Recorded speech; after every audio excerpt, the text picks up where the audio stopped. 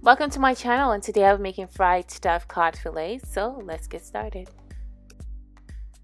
I already rinsed the fillets with lemon juice and water, and I'm just going to season with some fish seasoning.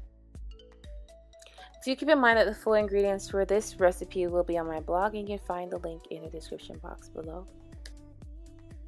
So now I'm working on my stuffing, and here I have green onions, cream cheese, crab claw meat, and some shrimp, and as well I'll be seasoning it with some salt and pepper.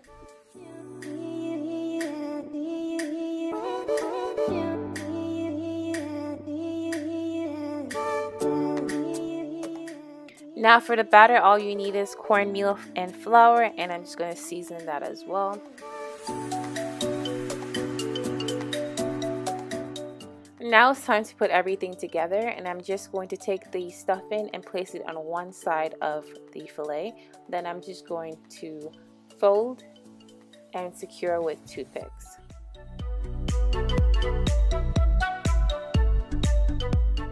And then now it's time to just drench the fillet in the batter, and we're just going to fry.